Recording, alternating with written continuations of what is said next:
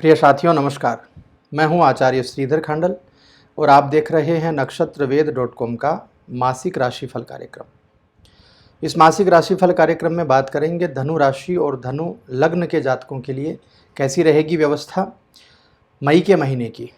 मई में गोचर ग्रहों के द्वारा क्या अच्छी व्यवस्थाएं बन रही हैं और क्या व्यवस्थाएं ऐसी हैं जिनको रेमेडी की आवश्यकता है या ज़्यादा मेहनत की आवश्यकता है। तो चलिए कार्यक्रम को प्रारंभ करते हैं। सबसे पहले बात कर लेते हैं गोचर ग्रहों की क्या व्यवस्थाएं इस महीने बन रही हैं। सूर्य मेष राशि में चल रहे हैं 14 मई तक और उसके पश्चात वृषभ राशि में उनका गोचर होगा। मंगल 1 मई से 17 मई तक मीन राशि में चलेंगे और उसके पश्चात मेष राशि में चले जाएंगे। बुध की बात करें तो 24 अप्रैल से 2 जुलाई तक वृषभ में रहेंगे, जिसमें 10 मई को वृषभ में वक्री हो जाएंगे, 12 मई को अस्त हो जाएंगे, 30 मई को उदय होंगे और 3 जून को वृषभ में मार्गी होंगे। गुरुदेव बृहस्पति अपनी ही राशि में चल रहे हैं मीन राशि में 13 अप्रैल 2022 से, और शनिदेव भी अपनी ही राशि में चल रहे हैं कुंभ में 29 अप्रैल 2022 से। शनिदेव 4 जून 2022 को वक्री होंगे। और बात करें शुक्रदेव की तो शुक्राचार्य जो हैं 27 अप्रैल 2022 से मीन राशि में चल रहे हैं, 23 मई को गोचर करेंगे और मेष में चले जाएंगे। राहु मेष में और तुला में केतु चल रहे हैं। तो ये व्यवस्थाएं हैं। इन व्यवस्थाओं के आधार पर, यानी ये जो गोचर चल रहा है इसके आधार पर मैं आपको आपका राशिफल बताने जा रहा हूँ। यदि आप धनु राशि और धनु लग्न के जातक हैं तो आप इस वीडियो को शुरू से लेकर अंत तक ज़रूर देखिए। और एक विशेष बात भी आपको बता दूं कि यह आपकी कुंडली यानी आपकी जन्म पत्रिका का विश्लेषण नहीं है, यह गोचर का विश्लेषण है, गोचर के ग्रहों का विश्लेषण है। इस समय यदि आपकी पत्रिका की व्यवस्था अच्छी होगी तो ग्रहों का अच्छा प्रभाव आपको प्राप्त होगा, और यदि आपकी जन्म पत्रिका में अच्छी व्यवस्थाएं नहीं हैं, चाहे वो किसी भी कारण से हों, चाहे वो दशा महादशा के कारण से हो, चाहे नीच ग्रहों के कारण हो, यदि खराब व्यवस्था है तो इस गोचर का परिणाम आपके लिए खराब भी आ सकता है।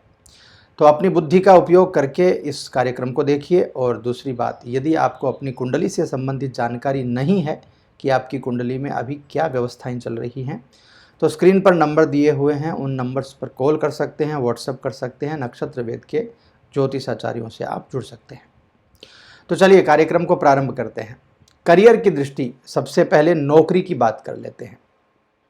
नौकरी की दृष्टि से यह महीना बहुत ही सामान्य दिखाई दे रहा है।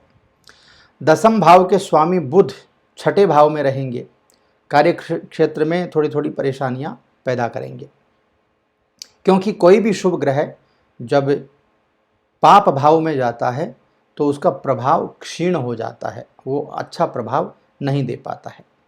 पहले के बजाय आपको अपने काम में अब ज़्यादा फोकस करना होगा, ज़्यादा ध्यान देना होगा। और इसके साथ ही मेरी सलाह आपको ये भी है कि आपको इस समय आलस से बचना चाहिए। आलस करेंगे तो आपके लिए काफ़ी काम करने में परेशानियां पैदा हो जाएंगी। महीने के पूर्वार्ध में सूर्य पंचम भाव में राहु के साथ में रहेंगे। परिस्थितियां प्रतिकूल रहने वाली हैं। सहकर्मियों का साथ नहीं मिलेगा। नौकरी में ज़्यादा भागदौड़, ज़्यादा फोकस करना होगा। किंतु जैसे ही महीने का जो शुरुआत का 1 सप्ताह बीतेगा उसके बाद में नौकरी में तरक्की भी आपको दिखाई देगी। बड़े अधिकारियों की कृपा या आपके बॉस की कृपा भी आपको प्राप्त होगी। लाभ भी मिलेगा और दफ्तर में, आपके कार्यालय में आपका इंक्रीमेंट, आपका पदोन्नति, आपका कद बढ़ सकता है, आपको नई जिम्मेदारियां मिल सकती हैं। तो कुल मिलाकर के यह समय जो है इसको ऐसे समझिए कि यदि आपकी कुंडली में व्यवस्थाएं अच्छी हैं तो इस समय में बहुत ज़्यादा तरक्की, अच्छी तरक्की आपको मिल सकती है। और यदि कुंडली की व्यवस्थाएं अच्छी नहीं हैं तो थोड़ा संभल करके चलिएगा, आपके लिए अच्छा रहेगा। अब बात करते हैं कारोबार करने वाले जातकों के लिए, जो व्यापारी वर्ग है। व्यापारी वर्ग के लिए समय काफ़ी अच्छा है। मेहनत ज़्यादा करनी है इस समय, भागदौड़ ज़्यादा करनी है ताकि व्यापार में अच्छे अवसर आपको प्राप्त हो सकें।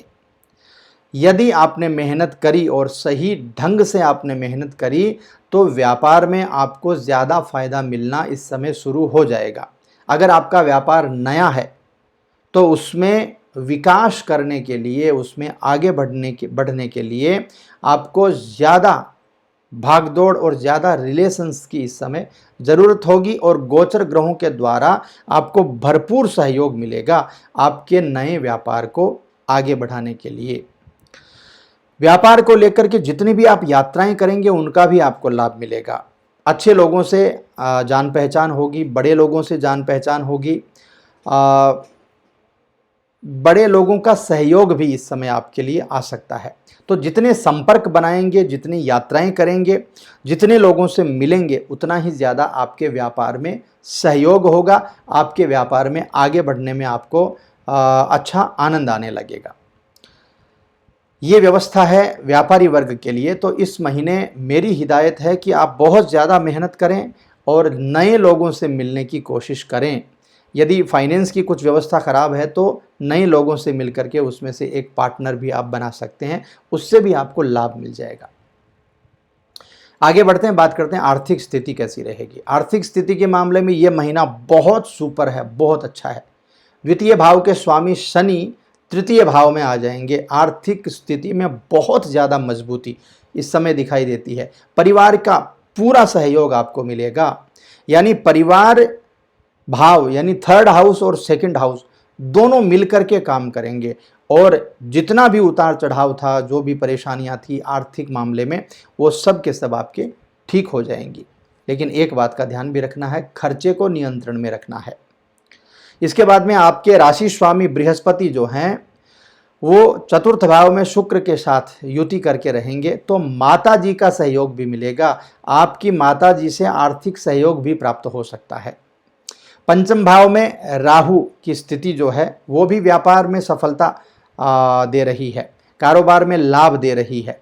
तो आर्थिक जितनी भी चुनौतियां हैं उन चुनौतियों का हल आपका निकल जाएगा। यदि आप नौकरी भी कर रहे हैं तो तनख्वाह में वृद्धि हो सकती है, इंक्रीमेंट मैंने पहले भी बताया आपको। आमदनी बढ़ेगी, इसमें कोई दो राय नहीं है। यदि आपकी जन्म पत्रिका में अच्छी व्यवस्थाएं हैं इस समय तो आपकी आमदनी ज़रूर बढ़ेगी, इसमें कोई दो राय नहीं है। बस एक बात का ध्यान रख लीजिएगा, खर्चे के ऊपर नियंत्रण आपको रखना है। बेवजह का खर्चा बिल्कुल भी आपको नहीं करना। और एक खास बात भी बताऊं आपको, पत्नी के द्वारा जितनी भी पूंजी संचित की गई है वो भी इस समय आपके व्यापार में, कारोबार में काम आने वाली है। तो कुल मिलाकर के पत्नी के द्वारा भी, परिवार के द्वारा भी, माँ के द्वारा भी बहुत अच्छी व्यवस्थाएं हैं आर्थिक स्थिति की। आर्थिक स्थिति इस समय आपकी ज़रूर सुधरने वाली है। आगे बढ़ते हैं, बात करते हैं स्वास्थ्य की। स्वास्थ्य का मामला जो है वो धनु राशि के जातकों के लिए मिला जुला है भाई। छठे भाव में बुध की मौजूदगी रहेगी, स्वास्थ्य के लिए अच्छी नहीं है। खास करके पैरों में कुछ प्रॉब्लम होना, आंखों की दिक्कत होना, मुंह में प्रॉब्लम होना, दांतों से संबंधित कोई प्रॉब्लम होना, ईएनटी से रिलेटेड कोई प्रॉब्लम होना। इसके साथ ही महीने के उत्तरार्ध में सूर्य भी छठे भाव में आ जाएंगे। तो पंचम भाव में राहु और छठे भाव में सूर्य संतान से संबंधित कुछ परेशानियां भी दे सकते हैं। संतान के स्वास्थ्य को लेकर के कुछ परेशानियां बन सकती हैं, उससे आपका मानसिक तनाव भी बढ़ सकता है, हेडेक की प्रॉब्लम भी हो सकती है। तो खान पान का ध्यान रखिए, भागदौड़ चाहे जितनी करें लेकिन शरीर का ध्यान रखते हुए करें। लंबी यात्राएं यदि कर रहे हैं तो थोड़ा सावधान रहें, और गाड़ी यदि बहुत फास्ट आप चला रहे हैं तो भी थोड़ा सा सावधान रह करके ही आप चलाइए, और फास्ट ड्राइविंग बिल्कुल भी मत करिए, क्योंकि स्पीड जो है ना वो जीवन को हर लेती है। इसलिए इन चीज़ों का आप ज़रूर ध्यान रखिए। आगे बढ़ते हैं, बात करते हैं प्रेम जीवन और वैवाहिक जीवन की। प्रेम जीवन के मामले में बहुत ही ज़्यादा उतार चढ़ाव इस महीने दिखेंगे। पंचम भाव में राहु की उपस्थिति जो है ना वो आपके और आपके प्रेमी के बीच में तनाव पैदा कर देगी। आपके झगड़ा हो जाएगा, स्वास्थ्य से संबंधित कुछ प्रॉब्लम आ सकती हैं, एक दूसरे के प्रति विश्वास जो है ना वो डगमगा सकता है। तो थोड़ा सा ध्यान रखिए, प्रेम जीवन की स्थिति जो है वो थोड़ी कमज़ोर है। और एक बात जो बहुत ही ज़्यादा ज़रूरी है, यदि आपका विवाह हो चुका है और आपका कोर्ट केस चल रहा है तो इस समय में आपको उससे छुटकारा मिल जाएगा। मंगल बृहस्पति शुक्र के साथ में दाम्पत्य जीवन के लिए बहुत बहुत अच्छा ये युति जो बनेगी ना, मंगल बृहस्पति और शुक्र की, ये बहुत ही शानदार युति है आपके लिए। बस एक बात का ध्यान रखिएगा, गुस्से के ऊपर नियंत्रण रखना है। बाकी प्रेम जीवन और वैवाहिक जीवन दोनों ही ठीक है। प्रेम जीवन में थोड़ी उठापटक ज़्यादा है और दाम्पत्य जीवन में, वैवाहिक जीवन में स्थिति अच्छी है। अच्छी स्थिति के कारण आपको काफ़ी फायदा भी इसमें मिलेगा। सप्तम भाव के स्वामी बुध जो है ना, वो छठे भाव में वक्री रहेंगे तो दाम्पत्य जीवन में उतार चढ़ाव तो जरूर दिखाई देता है, किंतु महीने के उत्तरार्ध में सूर्य और बुध की युति हो जाएगी तो आपसी जो भी वाद विवाद है वो दूर हो जाएगा, एक दूसरे के प्रति प्रेम सम्मान बढ़ जाएगा। इसलिए ज़्यादा चिंता की बात नहीं है, लेकिन दाम्पत्य जीवन को और प्रेम जीवन को बचा करके रखने की ज़रूरत है। पारिवारिक दृष्टि से कैसा रहेगा ये मामला, ये देख लेते हैं। पारिवारिक जीवन भी इस समय सुखमय रहेगा। तृतीय भाव में खुद की राशि के शनि विराजमान रहेंगे। परिवार के सभी बड़े बुजुर्गों का सहयोग आपको मिलेगा। घर के जितने भी सदस्य हैं उनका तालमेल आपके साथ में बेहतर हो जाएगा। किसी भी प्रकार की समस्या मुझे दिखाई नहीं देती है, क्योंकि हाँ, पिताजी के स्वास्थ्य को लेकर के कुछ परेशानियां ज़रूर हो सकती हैं, उनका ध्यान रखिएगा। बाकी सब चीज़ें आपकी पारिवारिक जीवन को लेकर के भी बहुत ही अच्छी हैं। तो चलते चलते मैं आपको उपाय भी बता देता हूँ। देखिए, गायत्री मंत्र का जाप करना आपके लिए इस समय बहुत अच्छा रहेगा। कम से कम 108 बार जाप तो ज़रूर करिए। सुबह उठ करके नहा धो करके माथे के ऊपर केसर या हल्दी या चंदन का तिलक ज़रूर लगाइए। भगवान विष्णु की उपासना करिए, उनको पीला चंदन से तिलक करिए और पीली वस्तुओं का दान गरीबों में करिए। इन चीज़ों से बहुत ही अच्छी व्यवस्थाएं आपकी बन जाएंगी। और दूसरी बात, संतान से संबंधित कोई परेशानी या स्वास्थ्य को लेकर के कोई परेशानी बनी हुई है तो इस समय सूर्य को जल चढ़ाना भी बिल्कुल भी मत भूलिएगा। सूर्य को जल चढ़ाने से भी आपकी लगभग परेशानियां इस समय दूर होने के चांस आपके लिए बन जाएंगे। तो मित्रों, ये था धनु राशि धनु लग्न के जातकों के लिए मासिक राशिफल मई के महीने के लिए। कैसा लगा आपको कमेंट करके ज़रूर बता दीजिएगा। यदि अच्छा लगता हो तो लाइक शेयर सब्सक्राइब ज़रूर कीजिएगा।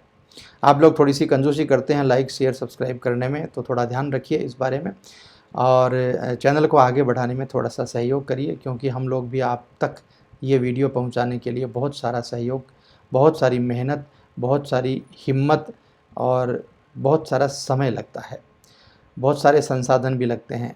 तो ये वीडियो यदि आप देख रहे हैं तो बिना लाइक करिए मत जाइए, शेयर सब्सक्राइब ज़रूर करिए। और यदि कोई भी आपका प्रश्न है तो स्क्रीन पर नंबर हैं, उन पर आप कॉल कर सकते हैं, व्हाट्सएप कर सकते हैं, या आप यूट्यूब में कमेंट भी कर सकते हैं। तो आप खुश रहिए, आनंदित रहिए, अपने परिवार के साथ रहिए, मज़े में रहिए। मेरे साथ एक बार बोल दीजिए, ओम नमः शिवाय।